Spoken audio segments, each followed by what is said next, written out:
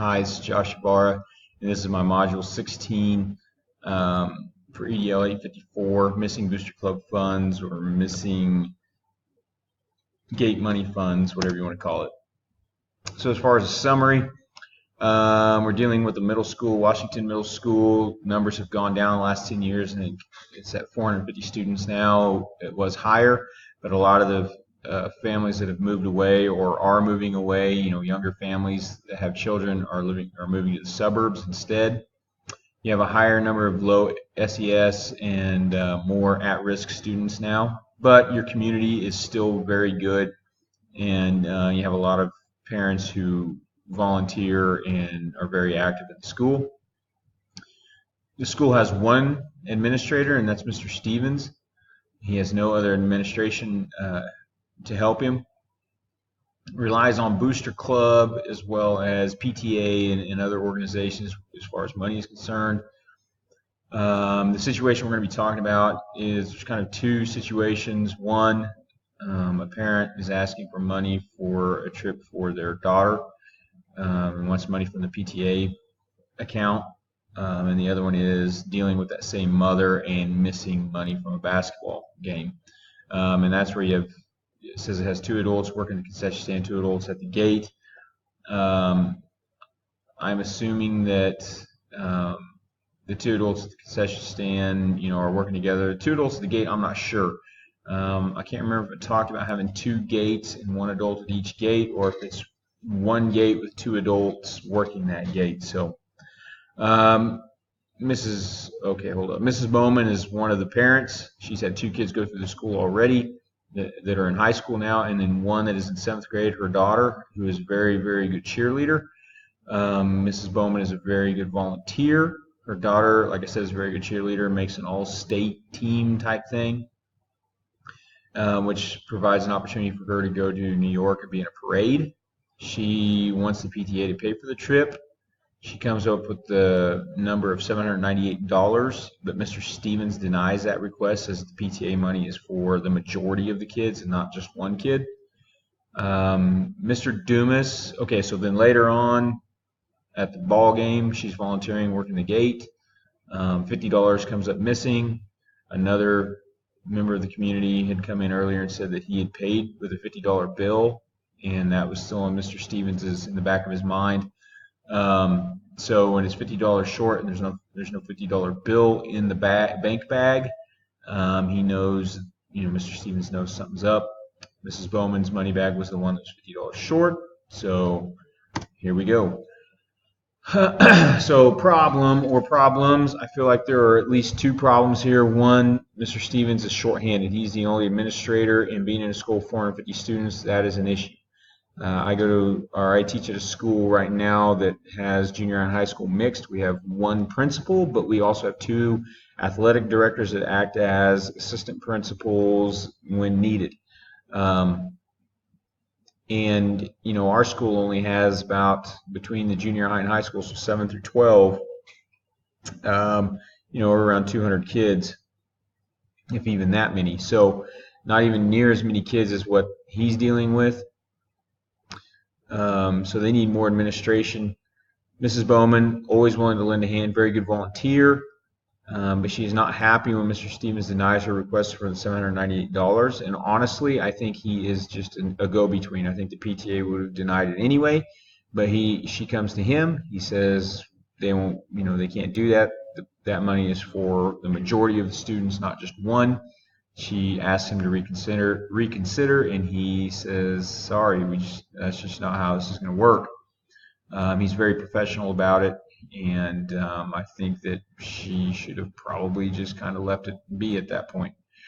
Mr. Stevens finds Mrs. Bowman's gate cash $50 short after Mr. Dumas told him he paid with a $50 bill. So once again, into the basketball season, last game of the season, packed house. He is busy running around. He's relying on his volunteers. The money, the bank bags come in, money report, ticket report. He counts up the money. It doesn't match up. Mr. Dumas had come in earlier that night, and he had made, Mr. Stevens and him had a brief conversation. He had told Mr. Stevens he paid with a $50 bill. And so when Mr. Stevens notices there isn't a $50 bill in the bank bag, he kind of puts two and two together that 50 bucks has been taken. So what do we know? Mr. Stevens was busy. He didn't have enough, eyes to watch everything, and 10 tickets were missing, which were accounted for. She did say that Mrs. Bowman did leave a note in there saying that 10 tickets had to be thrown away because they were torn. But the $50, the money didn't match up with those tickets. Those tickets were gone, and also the money was gone for those 10 tickets. So that doesn't work very well. What we need to know: did anybody see anything happen? Did Mr. Dumas really pay with a $50 bill? I would like to know: is there one gate with two people working it, or is there two gates with one person at each gate? Because I think that makes a huge difference as well. Category 2, plan of action. I would notify the superintendent, tell him about the situation, tell him I'd like to bring in Mrs. Bowman and talk with her. I would like to talk with her one-on-one. That way it doesn't seem quite as intimidating. I don't want to bring the superintendent in or anything like that the first time we meet. If it gets out of control, then, or if she's belligerent or whatever, then maybe bring in the superintendent or whoever. I would also talk to the person that keeps track of that particular money. So if it's the booster club's money, if it's PTA's money, if it's whoever. So whoever the bookkeeper is, treasurer is, I'd let them know that I'm not going to deposit that money. I'm going to keep it in the bag with that report, because I want it to be the way it was whenever I was handed the bank bag. I have an eyewitness because, if I'm Mr. Stevens, I have an eyewitness because the security guard was with me whenever I took the bank bag to my vehicle. He was with me whenever I counted the money. He witnessed everything.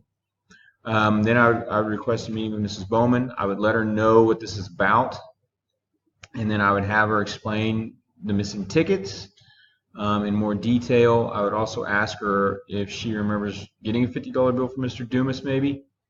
I would be upfront and honest with her.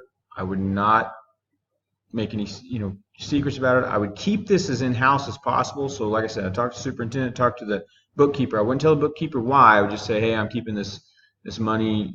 I haven't deposited yet.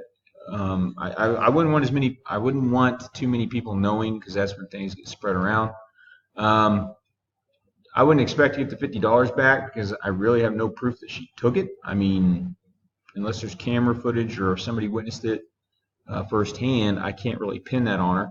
But I would like her and everybody else to know that I do count the money. I do follow through with that. I would add a second volunteer to the gate tables if it's two gates with one person at each table. Now, if there's two at that table, I would call that second person in and talk to them as well and see if they noticed anything. But a second volunteer at the gate tables would help with whenever it got busy, but also be able to verify what's happened. Okay. If I continue to do my job as a principal as far as counting the money as soon as possible, then I can find these issues as they come about and not be notified of them later. If volunteers, if there's a pattern with certain volunteers, then maybe you address that and not allow them to volunteer anymore. Okay, so resolving the issue, you had two issues. I think one has been resolved. Mr. Stevens did a great job as far as handling the money and counting the money. I think that idea of the PTA money being used for her daughter, that was resolved, and I thought it was done very professionally. So now the situation is, what happened to that 50 bucks? But I think by setting the precedent that he is counting that money, you're not going to have this happen in the future, or it's less likely to happen in the future. I continue to do my job to the best of my ability. I'm understaffed in a sense. I have no administrative help, so I've got to do everything I can. I might go to the board and actually ask for, hey, I need some help, at least at these events. Superintendent to help, grade school principal, whatever the case. I need some more supervision here. Meet with the PTA and explain to them the situation, make sure they know that it's still counting money on a nightly basis and keeping good records. I put PTA there, but it might have been the booster club money, I'm not sure. Either way, meet with whatever group it is and let them know that I'm taking care of that money. Category 4, reflecting on the case. Mr. Stevens really needs help at the school. And this is what I'm talking about. If I was him, I might go to the Board of Education and say, hey, look, 450 students, I cannot keep tabs on all of them. This is not the best case or best situation for our social situation, our kids' emotional situation, our kids' academic situation. And then on nights like that where you have even more people there potentially, it becomes a real nightmare. Mrs. Bowman was right, or it was fine for her to ask for the money, but she needs to realize that once he says no, no means no, and he gave a very good explanation for that, and she just needs to kind of leave it be. If she did take the money, it's a small amount compared to $798, so it's kind of a weird amount to take, but I guess any little bit will help. I wouldn't make a huge deal out of it. If she did admit to it, I would have her just pay the $50 back, and just kind of leave it at that and try not to make a huge deal. But if she denied it, then unless you have some witness or whatever, you really have no idea what happened to it. I mean, you can pretty well assume, but yeah. Mr. Stevens is really trusting parents with gate and the concessions that aren't associated with the school.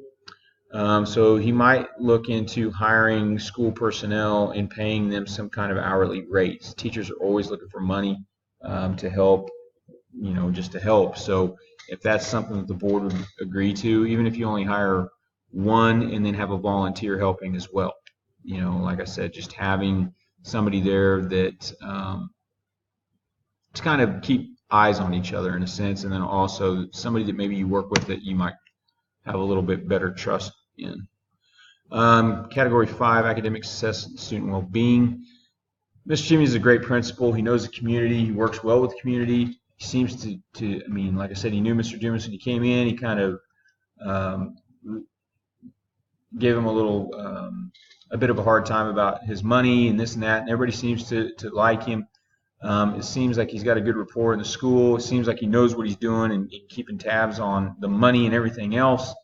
I think that he does his job at a high level, and if he continues to do that, it'll be just as rewarding as it was day one. Component 1 of Category 5, promote effective management. Once again, if you can get it approved to have teachers work the gates, even if it's one teacher with a volunteer, I think that would be big. Delegate your smaller tasks, maybe find teachers that can stay in, supervise the student section, supervise the crowd during games, whatever the case. Or if you can't get teachers paid to do the job, maybe you can get them to volunteer. Document anything and everything, especially when it comes to money, and I think he did a very good job of this. He used the tickets. He had a very good ticket system. It sounds like they had a very good report, and therefore the issue was pretty small. Keep the school and the students in priority, and everything will work out. Okay. Component 2, promote social learners. We can all agree that some bad things come from the home game, but look at the good side of this. You had a lot of people there supporting the kids. You also had probably had a number of kids participating as well as being there in the student section. Keeping the kids there, it keeps them off the streets and keeps them from getting into trouble.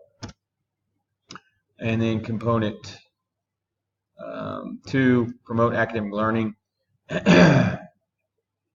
Maybe get the kids involved with helping with the gate or helping with the finalization as far as bringing the money in and counting it. I wouldn't necessarily give them the money to do all this with, but maybe have them help you and see how you go through that process. That way they can learn some of those things, but also it gets them involved with, if they're volunteering with a teacher or with another volunteer, it allows them to build those relationships with the community and develop social skills. Our kids a lot of times have to volunteer to sell popcorn at games, so that is something they do to sell as a fundraiser for the junior class.